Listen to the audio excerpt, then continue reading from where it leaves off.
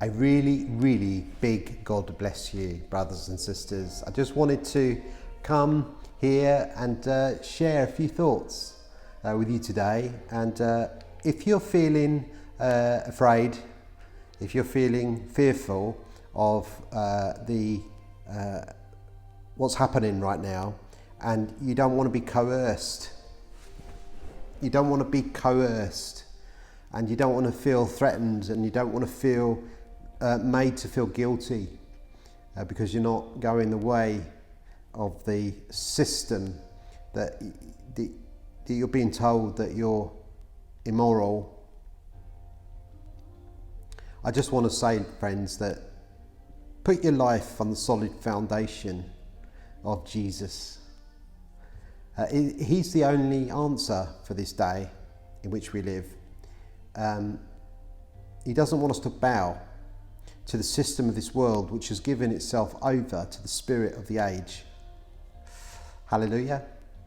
It's the spirit of the age. And he wants to flood us with himself in this age, in this day. And he doesn't want us to be subject to the demonic forces that are encircling the nations of the earth, manipulating, causing hearts to fail through fear. He hasn't given us a spirit of fear. And friends, if you don't feel comfortable doing what you're being told you need to do, don't do it. Don't do it. The media is pushing a narrative, and they're coercing and manipulating, putting people on a guilt trip. Emotional blackmail is what it is. It's from the pit of hell. They've built up a narrative. They've convinced people, and those who are not convinced are being made to feel guilty, are being made to feel like they are second-class citizens. But you're not. You're first class. You're not even a citizen of this country. You're not a citizen of this earth, friend.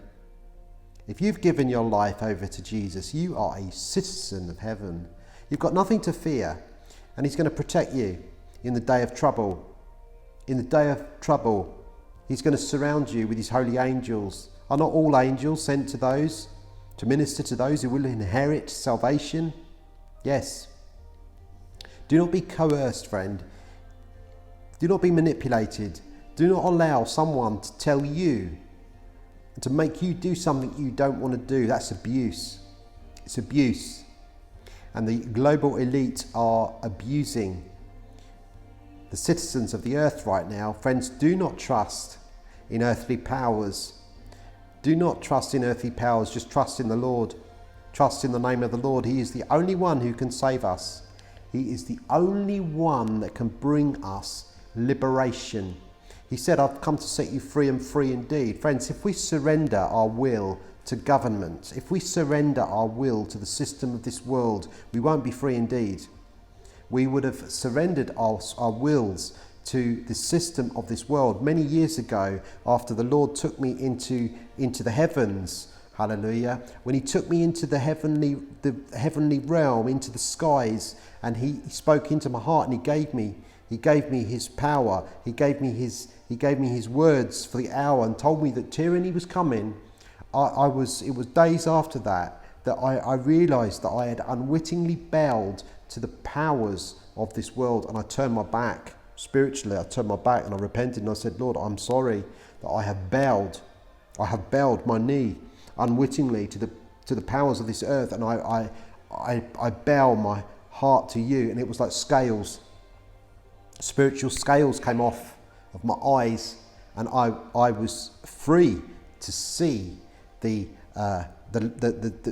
landscape of the earth, the demonic realm, the angelic realm, and the controlling forces of this earth. Friends, we fight not against flesh and blood, but against spiritual powers. We wrestle not against flesh and blood. This is not flesh and blood, friends. Many of our leaders have been taken over by the spirit of this age. It is the spirit of the Antichrist, and it really makes me wonder sometimes when Christians don't believe that. And I think, what Bible have you got? What Bible have you been reading? Because it's not the same one that I've got. Cherry picking, I think it's called.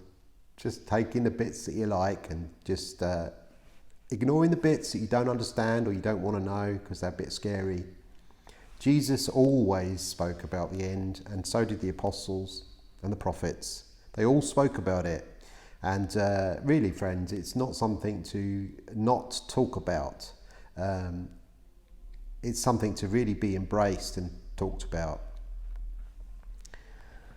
Jesus wants to give us his peace in this hour. He gave it to all those who believe in Jesus. And if you haven't yet given your life to Jesus, if you haven't yet surrendered your will to him, if you surrender your will to him, he will give you the peace you're looking for. He will give you the peace that you're looking for. Are you looking for serenity? Are you looking for just a sense of total peace from the storm? Are you looking to be at rest from anger, resentment, all the feelings, the anger that you have about what's happening around the world? Well, Jesus is the one that can calm the storm in your life. He can completely set us free. And I just wanted to say briefly, friends, do not be coerced, do not be manipulated, do not be made to bow down. Daniel didn't bow. Shadrach, Meshach and Abednego did not bow. And the Lord gloriously delivered them because they didn't bow. Gloriously delivered them. They didn't even come out smelling of fire. They didn't even come out smelling of smoke. They were gloriously delivered in that furnace, which was so hot that those who threw them in were burnt to death. They were scorched to death. That's how hot it was. But they were thrown into the fire, and there was one that walked in the flames with them. Jesus will deliver you, friend. If you bow your knee, if you bow your knee to the system of this world, he can't deliver us. But if we bow our knee to him, he delivers us every single time. So friends, just wanted to encourage you in this hour. Look up to Jesus. When you see these things begin to take place, look up, for your redemption is drawing gloriously near. Hallelujah. So God bless you, love you, and I'll speak to you again another time. Bye-bye.